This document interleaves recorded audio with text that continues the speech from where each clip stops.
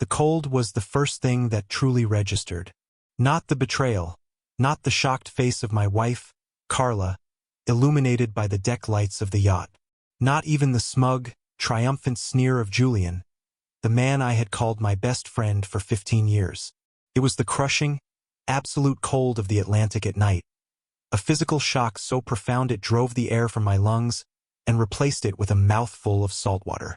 I saw the stern light of the Serenity shrink into the darkness, a mocking star fading from my universe. They thought it was over. They thought the weight of my clothes, the disorientation, and the miles of open ocean would finish the job their shove had started. They had miscalculated. It was the first of many miscalculations they would make. My name is Alex Carter. I'm 42 years old, and for most of my adult life, I presented myself to the world as a mid-level logistics manager for a successful import-export firm. It was a comfortable life, not extravagant, but secure. A nice house in the suburbs, 2 reliable cars, yearly vacations. It was the life I had carefully constructed, a life of deliberate understatement. It was the life Carla had apparently grown to despise. But let me start from the beginning. I met Carla 10 years ago. She was a breath of fresh air, vibrant and ambitious, working in the marketing department of a client's company. She was drawn to my quiet stability, or so she said. I was drawn to her fire. We seemed to balance each other. I provided the foundation, and she provided the sparkle. We married 2 years later in a ceremony that was modest by her standards, extravagant by mine. I gave in on the venue, the guest list, the ridiculously expensive cake. I wanted her to be happy. That was always my primary goal. Julian had been my friend since college. We were roommates, cramming for exams and dreaming of the future. He was always the frontman, the charismatic salesman, while I was the numbers guy, the strategist who preferred the background. When I started my own logistics venture, I made him the face of it. He was brilliant with clients, a natural at networking. It seemed like a perfect partnership. He was the president and CEO of Carter Wainwright Logistics, the public face of our success. He thrived in the spotlight, and I was content to work behind the scenes, managing the complex architecture of our operations. The company was my creation. Every contract, every shipping route, every piece of software we used was something I had designed, negotiated, or coded from the ground up. But on paper and in the eyes of the world, Julian was the genius. I let him believe it. I let everyone believe it. It suited my nature to remain unseen, to be the engine rather than the polished hood ornament. I paid myself a modest salary, identical to that of our other senior managers. I lived in a house that was well within those means. My wealth, the true and staggering extent of it, wasn't in my bank account. It was in the intricate web of holding companies and trusts that owned Carter Wainwright Logistics outright. I was not an employee. I was the sole silent owner. Only one other person on earth knew this. My lawyer and old family friend, Marcus Thorne. The discontent from Carla began subtly. It was a sigh when a friend showed off a new diamond bracelet. It was a pointed comment about the resort Julian and his latest girlfriend had visited in Monaco. It was the way her eyes would glaze over when I talked about optimizing a new shipping lane, a project that would save us millions, and light up when Julian described closing a deal over $100 cocktails. She started calling my work tinkering, and my quiet evenings at home boring. "Alex, you're too content," she'd say, a strange accusation in her tone. "Don't you want more? Don't you see what Julian is doing? He's building an empire. You're just maintaining the warehouse." I never corrected her. I never told her that Julian was building his empire on my land, with my bricks and my mortar. I thought my love and devotion were enough. I thought the life we had was enough. I believed that she loved me, Alex Carter, the logistics manager, and that was more valuable to me than any fortune. It was a romantic, foolish notion. I see that now. The yacht trip was supposed to be a celebration. We had just landed the massive Petrocorp contract, a 5-year exclusive deal that would double our revenue. It was my work, months of sleepless nights and painstaking analysis, but Julian had flown to Houston to sign the papers and take the credit. I didn't mind. I suggested the 3 of us take the company yacht, the Serenity, Out for a weekend to celebrate. A reward for our star CEO, I had said, raising a glass to Julian as we left the harbor. He beamed, accepting the praise as his due. Carla, seated beside him, looked radiant. She also looked proprietary. Her hand rested on his arm a little too long. They shared a look that I, in my trusting haze, interpreted as shared professional pride. The first few hours were pleasant enough. We drank champagne, ate appetizers, and talked about the future of the company. But as the sun went down and the coastline vanished behind us, the mood shifted. I was at the stern, looking at the wake when they joined me. "It's beautiful out here," I said, turning to smile at them. "A perfect night." "It is," Carla said, but her voice was flat. She wasn't looking at the ocean. She was looking at Julian. "It's a night for new beginnings." Julian stepped forward, his expression unreadable in the dim light. "Alex, we need to talk." I felt a knot tighten in my stomach. "Okay, what's on your mind?" "Carla and we've been talking," he began, "about the future. Not just the company's future. Ours." Carla took his hand. It was a simple gesture, but it felt like a gunshot in the quiet of the evening. "Alex, I'm leaving you," she said, her voice devoid of the emotion I would have expected. It was a statement of fact, a business declaration. "I'm going to be with Julian." The world tilted. I stared at their joined hands, then at their faces. It was all there. The shared glances, the late-night strategy sessions, the sudden alignment of their opinions on everything from politics to restaurant choices. I had been a fool, a blind, trusting fool. For how long? I managed to ask, my own voice sounding distant. "Long enough to know this is right," Julian said, puffing out his chest. "We didn't want to hurt you, man. But we can't live a lie." "Hurt me?" I repeated, a bitter laugh escaping my lips. "You're my wife. You're my best friend. And you're a wonderful, stable, boring man." Carla cut in, her voice laced with a cruelty I had never heard before. "I need more than this, Alex. I need a man who takes charge, who isn't afraid of success. Julian is taking this company to the stratosphere. You'd only hold him back. You'd hold me back." "The company?" I asked, confused. "What does the company have to do with this?" Julian stepped closer, his shadow falling over me. "Everything. With you out of the picture, things get simpler. I'll be taking full operational control. Carla will be on the board as your grieving widow. Your shares will pass to her, of course. It's cleaner this way." The phrase hung in the air. Out of the picture, grieving widow. I looked from his hard eyes to Carla's cold expression. The pieces clicked into place with horrifying clarity. This wasn't just a confession. It was a prelude. "You can't be serious," I said, my back now against the railing. "Oh, we're very serious," Carla said, a faint smile on her lips. "We gave you a chance to build a legacy, Alex. You were happy just managing it. It's time for people with real vision to take over." And then Julian shoved me. It wasn't a dramatic, movie-style push. It was a simple, brutal, efficient act. One moment I was on the deck, the next I was airborne, the railing digging into my back before I tumbled over it into the black water. The shock of the cold was immediate and absolute. I surfaced, sputtering, my expensive weekend clothes feeling like an anchor. The serenity was already moving away. I could see their silhouettes against the cabin lights, watching. They didn't shout for help. They didn't throw a life preserver. They just watched for a moment, then turned and went back inside. The yacht picked up speed, its engine a fading hum that was soon swallowed by the vast silence of the ocean. They thought I was dead. They had planned on it.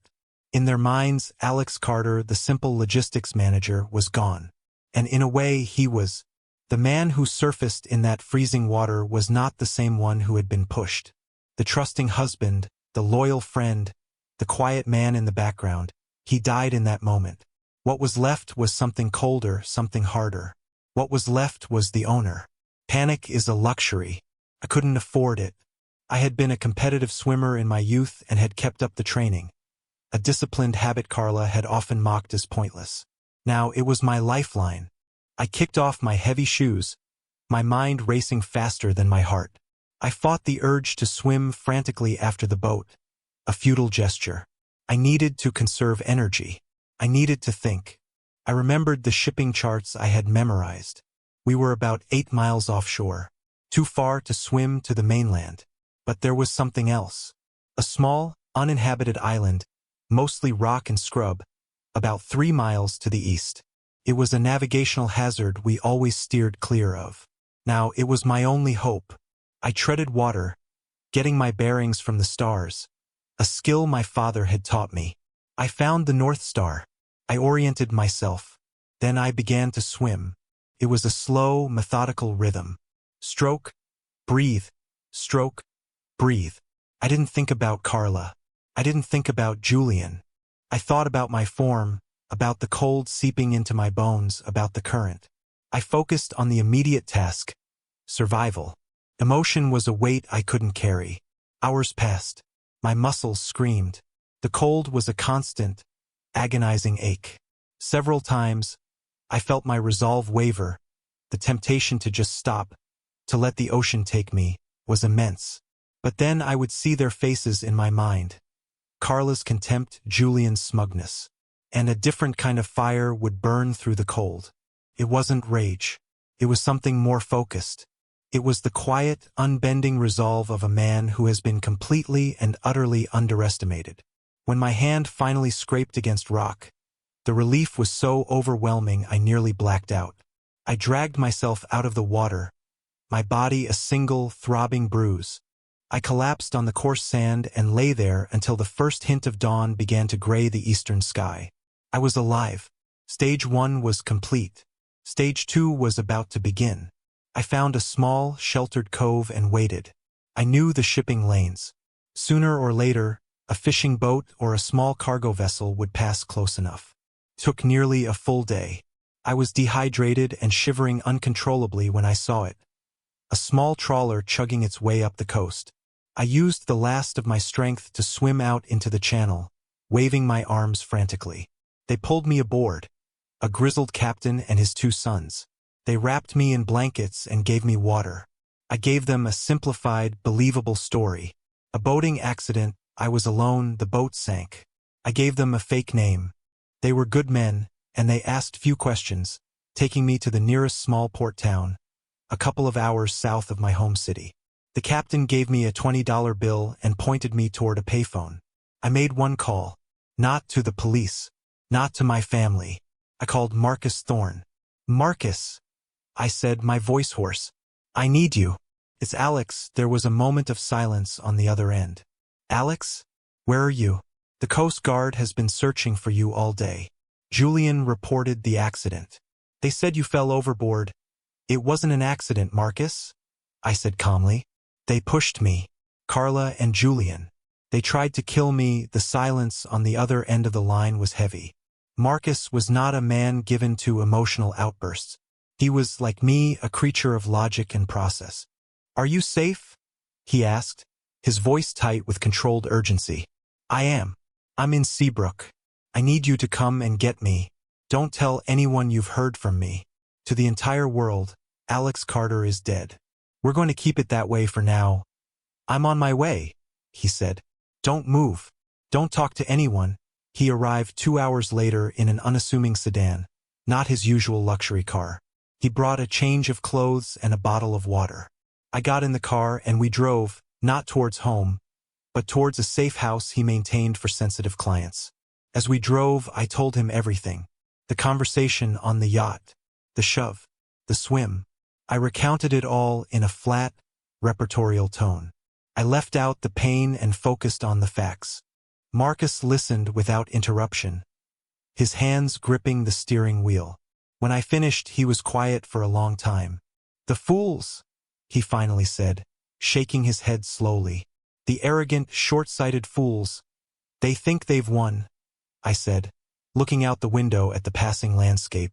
They think my shares pass to Carla, that Julian can consolidate control, that the company is theirs. Your shares don't pass to Carla, Marcus said, a grim satisfaction in his voice. Your will, which we updated 3 years ago, leaves everything in a blind trust managed by me. Carla was to be given a generous, but fixed monthly stipend for life. The controlling interest in the holding company, Vesper Holdings, was never in your personal name to be inherited. It's owned by another trust, an entity she knows nothing about. She inherits a salary, not an empire. A slow, cold smile touched my lips for the first time since I had been in the water. They don't know that. No, Marcus agreed. They will assume the simplest path. They will assume they are in control. They will act accordingly, and we will watch them, I said. We will do more than watch, Marcus corrected me. We will give them the rope. They will do the rest. The safe house was a small, modern apartment in a nondescript building in a part of the city I never frequented. It was clean, anonymous, and completely off the grid. For the next few weeks, it became my command center. Marcus set up a secure network, bringing in encrypted laptops and burner phones. From this room, I, the dead man, began to meticulously observe the fallout from my own demise. The news reports were sickeningly predictable. Tragic accident at sea claims life of local businessman. One headline read. Julian gave a heartbreakingly convincing performance for the cameras, his arm around a veiled, sobbing Carla. Alex was more than a partner. He was my brother, Julian said, his voice thick with fake emotion. His vision for this company will live on. I will make it my life's work to honor his legacy. Carla was even better. He was my rock, my everything. She wept. I don't know how I'll go on, but I know he would want the company he loved to continue to thrive. We had placed listening devices in the office and our home before my death. A security measure Marcus had insisted on years ago after a minor industrial espionage scare. We now activated them. The audio feeds painted a very different picture. Did you see the look on their faces? Julian's voice, giddy with triumph, came through the speaker one evening. They were in our living room, the one I had paid for. They bought every word. We're heroes. The brave CEO and the grieving widow, carrying on the legacy. You were brilliant, Carla cooed. They're eating out of your hand.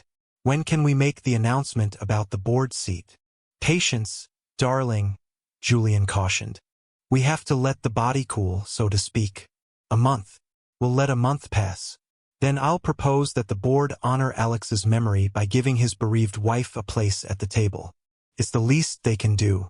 And with your voting shares. Listening to them, I felt a strange detachment. The hurt was there, a deep, cold ache in my chest, but it was overshadowed by a clinical focus.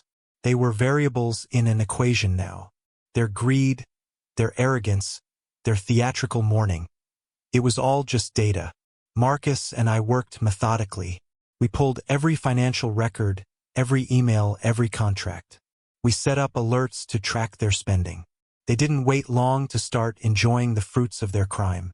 3 days after my memorial service, a lavish affair I watched via a hidden camera feed, Carla bought a new sports car. A week later, Julian put a down payment on a penthouse apartment overlooking the harbor. They were liquidating company assets, funneling money through shell accounts they thought were hidden. They were clumsy, arrogant, and so very predictable. Every transaction was a digital breadcrumb. Every boastful, private conversation was recorded. They were building their own prison brick by brick, and they had no idea. They're moving to consolidate, Marcus reported one afternoon, looking up from his laptop.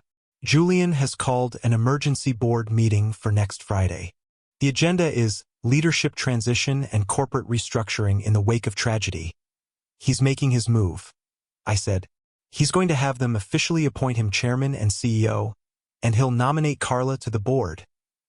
He'll need to present proof of her inheritance of your shares to make it stick, Marcus mused. He'll likely have a forged document from a tame lawyer, claiming a simple spousal inheritance. It won't matter, I said. The board knows me. They're loyal. They were loyal to Alex Carter, the quiet logistics manager. Marcus corrected gently. They respect Julian's salesmanship, and they don't know about Vesper Holdings. They believe you were just a minority shareholder like them. Julian and Carla will control what they think is the majority stake. The board may feel their hands are tied. He was right. I had maintained my anonymity too well. My quiet, unassuming persona was now a liability. It was time to change that. Then we need to be there, I said. Marcus raised an eyebrow. In what capacity? It's a little early for a resurrection. You will be there, I clarified, as the executor of my estate. You will let them play their hand. You will let them make their speeches, present their forged documents, and call for their vote. You will let them think they have won. And then, you will introduce them to the real owner. A slow smile spread across Marcus's face. I like it. It's theatrical. It's not about theater, I said, my voice cold. It's about control. It's about ensuring there is no ambiguity. I want them to experience the totality of their miscalculation in a single public moment.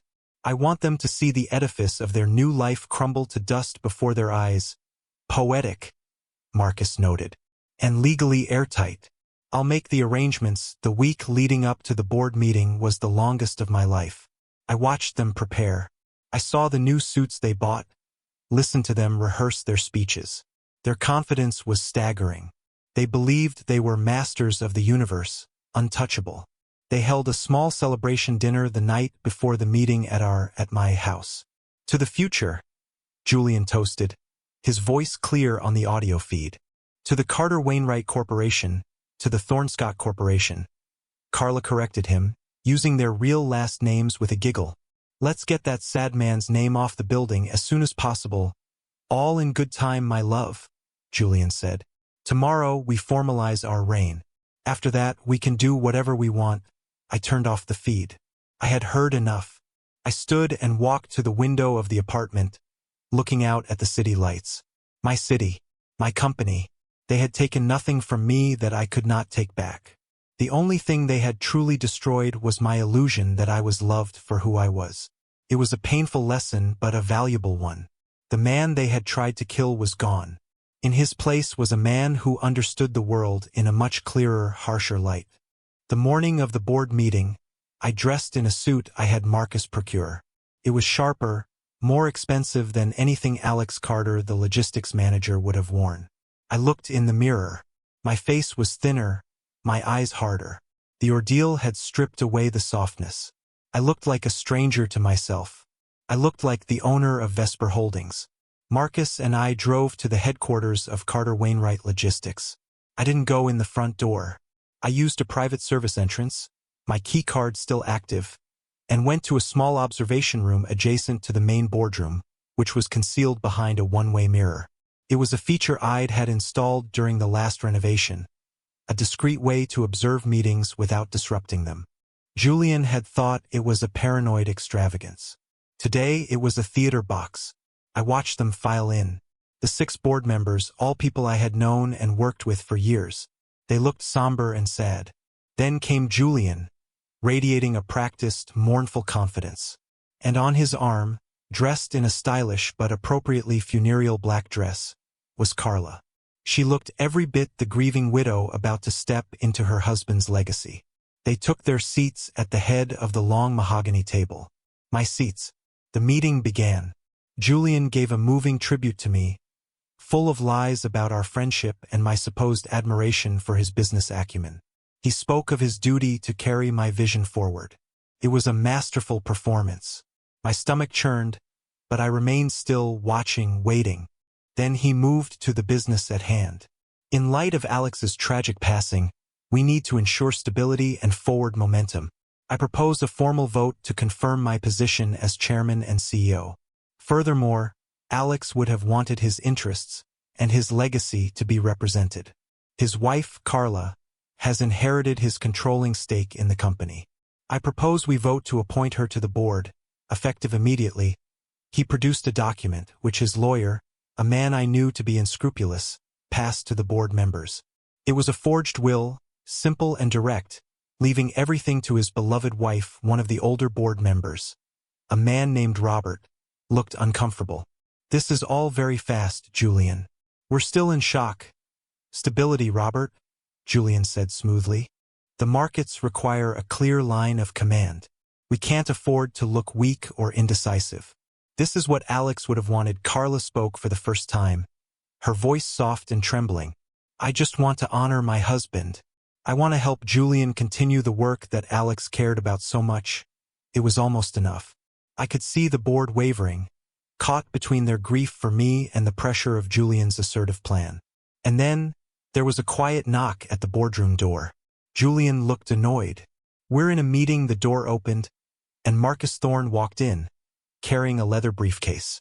"My apologies for the intrusion," he said, his voice calm and authoritative. "But I believe this meeting is being conducted under a false premise." Julian stood up. "Marcus, what is this?" "This is a private board meeting. I am here as the executor of the estate of Alex Carter," Marcus announced, walking slowly to the table and placing his briefcase upon it. "And I am telling you that the document you have presented is a forgery. And the premise that Carla Carter has inherited a controlling stake in this company is a lie." Carla gasped, her face paling. "How dare you? You were his lawyer."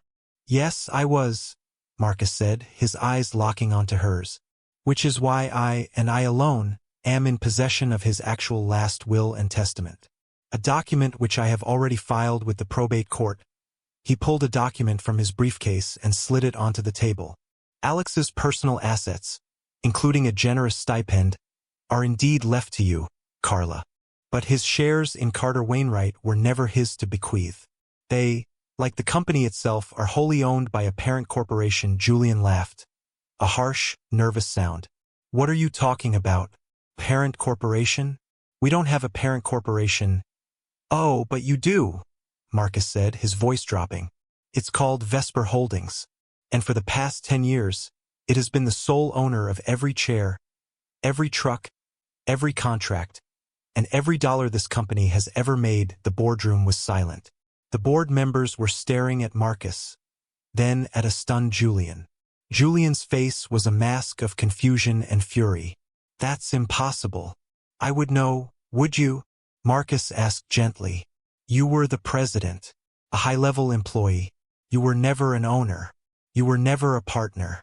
You were hired help. Exceptionally well-compensated hired help, I might add, but hired help nonetheless." "This is insane," Carla exclaimed, finding her voice. "Who owns this? Vesper Holdings?" Marcus looked around the room, letting the tension build. He then turned his gaze towards the one-way mirror where I stood watching. He gave a subtle, almost imperceptible nod. "That was my cue."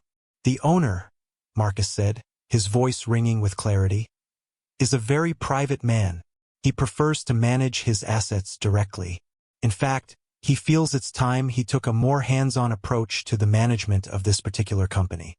Ladies and gentlemen of the board, allow me to introduce you to the founder, chairman, and sole proprietor of Vesper Holdings." I pushed the door to the observation room open and stepped into the boardroom. For a moment, there was absolute, stunned silence. Time seemed to freeze. 6 board members stared, their jaws slack with disbelief. Julian's face went from confusion to chalk-white horror. He looked as if he had seen a ghost, which, in a way, he had. But it was Carla's reaction I will never forget. Her eyes widened, the color draining from her face. A small, strangled sound escaped her lips. Her carefully constructed world, her entire future, had just evaporated in the space of a single footstep. "Hello, Carla," I said, my voice even and steady. "Julian, you're in my seat." The spell broke. Robert, the old board member, was the first to speak. "Alex, my God, it's you. You're alive." "I am," I said, walking to the head of the table. Julian and Carla shrank back from me as if I were a phantom. No thanks to these two, I turned my attention to them. Julian was speechless, his mouth opening and closing like a fish. Carla found her voice, a high-pitched, hysterical shriek. "No, you're dead. We saw you. You fell." "I was pushed," I corrected her calmly, my eyes boring into hers. "I was pushed and left to die. But as you can see, I'm a better swimmer than you gave me credit for." Marcus stepped forward again, his tone all business. "As of this moment, Julian Scott is terminated as president of Carter Wainwright Logistics, for cause. All company assets in his possession are to be surrendered immediately. Security is on its way to escort him from the building." He then looked at Carla. As for you, Mrs. Carter, or perhaps I should say, Ms. Romano, our investigators have uncovered extensive evidence of conspiracy to commit murder, as well as multiple counts of wire fraud and embezzlement committed over the past month. We have recordings. We have financial trails. We have everything. He placed a small digital recorder on the table and pressed play.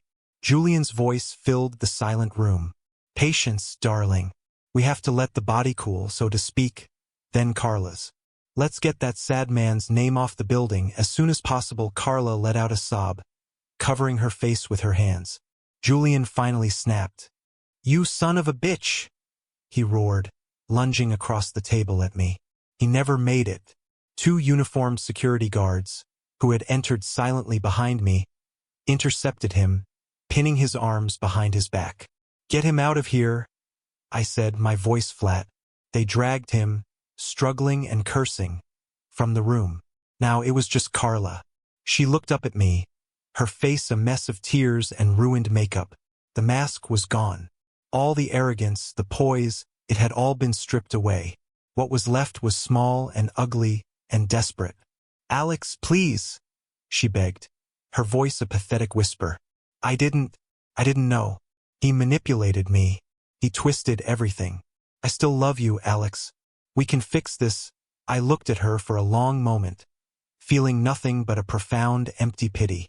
The love I'd had for her had been scoured out of me by 36 hours in the cold Atlantic. It was a phantom limb, a memory of a feeling, but not the feeling itself. No, Carla, I said, my voice gentle but final. We can't. You didn't love me. You loved what you thought you could get from me. When you thought you could get more from him, you switched allegiances. It was a business transaction. And you made a bad deal.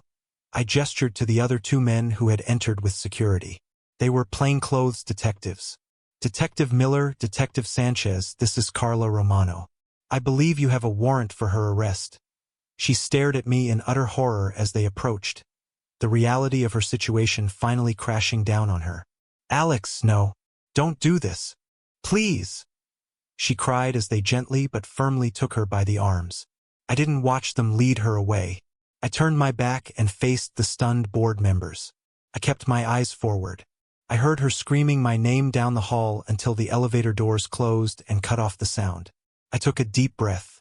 Ladies and gentlemen, I said, my voice returning to its normal, calm tone. My apologies for the drama. Now, shall we discuss the future of my company? The legal proceedings were swift and decisive. Faced with the mountain of evidence Marcus had compiled, Julian and Carla had no defense. Their lawyers advised them to plead guilty to the financial crimes in hopes of leniency on the conspiracy to commit murder charges. It didn't work. The judge made an example of them.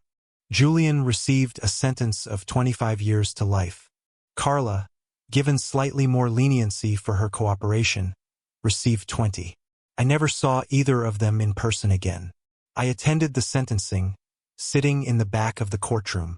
I watched as the woman I had once loved, and the man I had called my friend, were led away in handcuffs, their futures erased by their own greed. I felt no triumph. I felt no satisfaction. I only felt closure, a quiet, somber turning of a final page. Over the next 6 months, I dismantled the life I had built. I restructured the company, promoting from within and putting honest, competent people in charge. I sold the house, giving the proceeds to a local charity. I liquidated most of my assets, keeping only enough to be comfortable for the rest of my life. The empire I had built in secret no longer interested me. It had been a shield, a test, and its purpose was served. 1 year to the day after I was pushed from the Serenity, I found myself standing on a different deck. It was a small, weathered fishing boat I had bought in a quiet coastal town 1,000 miles away from my old life. The sun was warm on my face, and the sea was calm. I was no longer Alex Carter, the secret billionaire, or Alex Carter, the wronged husband. I was just Alex. I had spent a year finding my way back to that simple fact. The betrayal had nearly destroyed me, not because of the money or the company, but because it had poisoned my belief in the person I was. They had seen me as small, as a stepping stone, as an obstacle. And for a time, in the cold darkness of the ocean, I had almost believed them. But their downfall wasn't my victory. My victory was this moment. The quiet lapping of the waves against the hull. The salty air in my lungs. The simple, profound peace of being alone and being enough. They had tried to take everything from me, but in the end, they had only succeeded in giving me back the one thing I had lost along the way. Myself. They had thrown me into the abyss, expecting me to drown, but they had forgotten one crucial thing. The abyss was where I had learned to swim.